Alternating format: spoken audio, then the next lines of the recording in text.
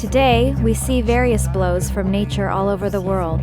In Africa, there's a locust infestation that destroys many millions of crops and portends a food disaster.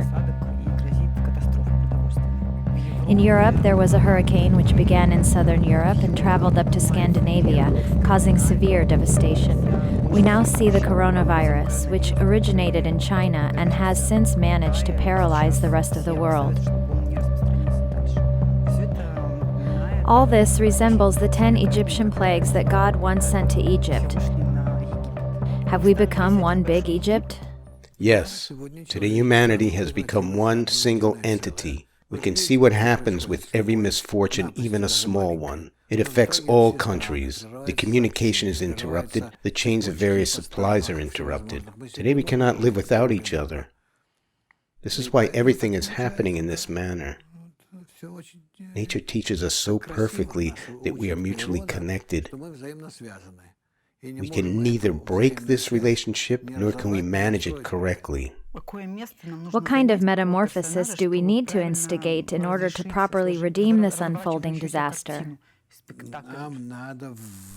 We need to enter the integral nature as its most integral, important, unifying part.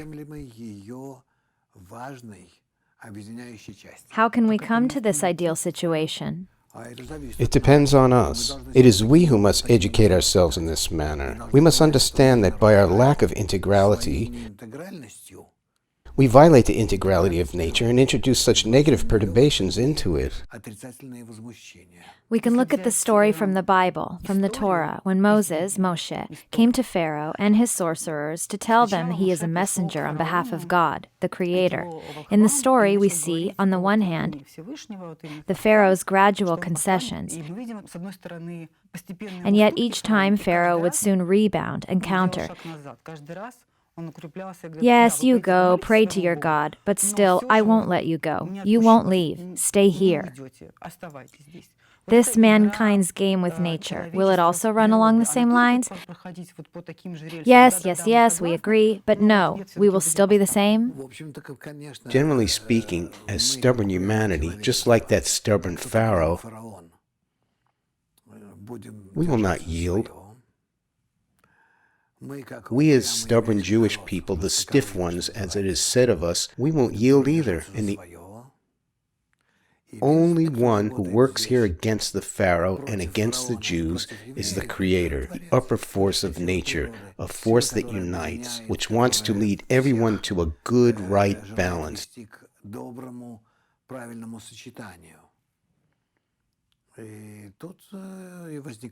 This is where the conflict arises. In principle, the Jewish people are not far from the Pharaoh.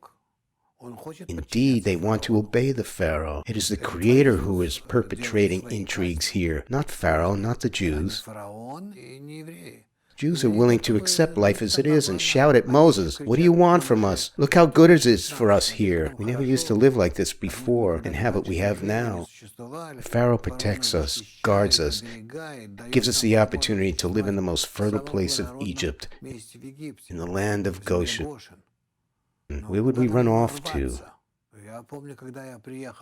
I remember when I came to Lithuania in the 70s, in order to move to Israel. Many people departed from there as it was impossible to leave from other parts of Russia. They would say to me, "Where are you going? Why do you need to go? You can live well here, see?" What can a person do who wants to realize his yearning, who wants to follow the laws of nature, follow after the Creator? Who shows these miracles or intrigues? These are not quite normal people who, like myself, got up and left, and I was denied permission to emigrate. This is because of the point in the heart, which pulls one to separate from all opposition and haters. It pulls one toward freedom instead. How long will humanity have to face such global disasters? We still have the third and fourth world wars ahead, so there's still time. Where does the internal strength to never yield come from? Our egoism. This is a force of nature. This is a tremendous force of nature. This is everything. All of nature that we are now observing and seeing.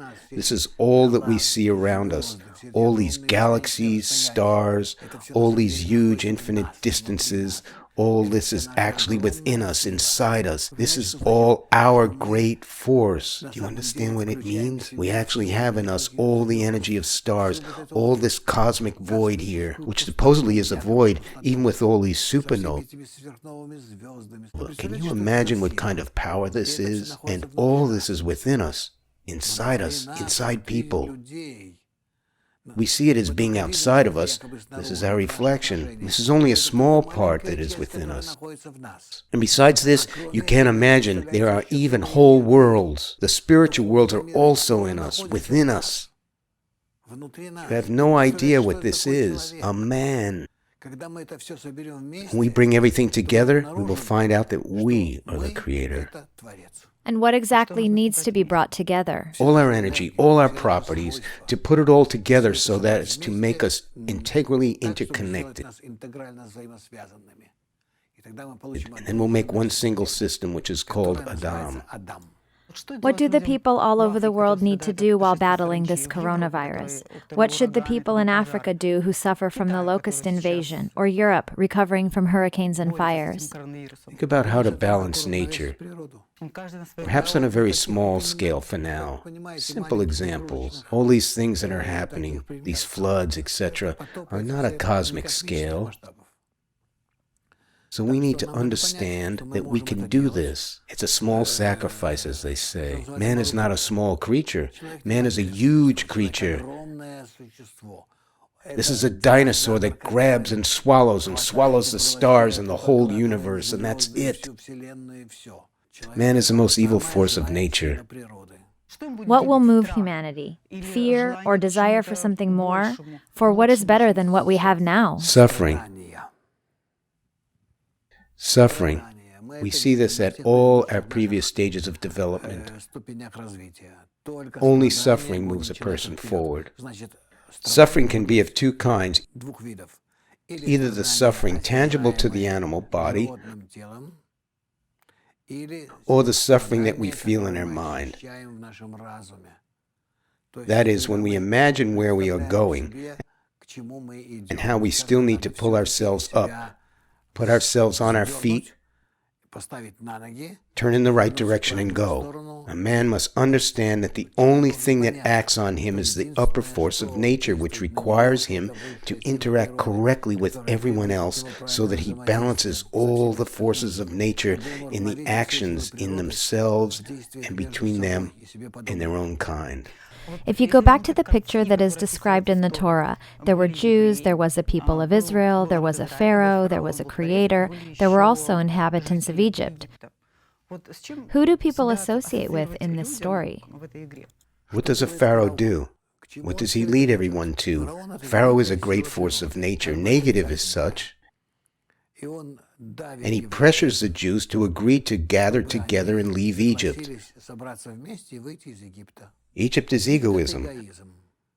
All of humanity is encased within egoism. To leave it, to rise above it, this also means to leave Egypt. The Egyptian plagues force us to rise from egoism. The most important thing is for us to want it, for humanity to realize that it must rise above egoism. This means getting out of Egypt. What flips the switch? What turns a person the other way around so that he says, yes, I want a new relationship, a new world? There are two forces, the stick and the reason.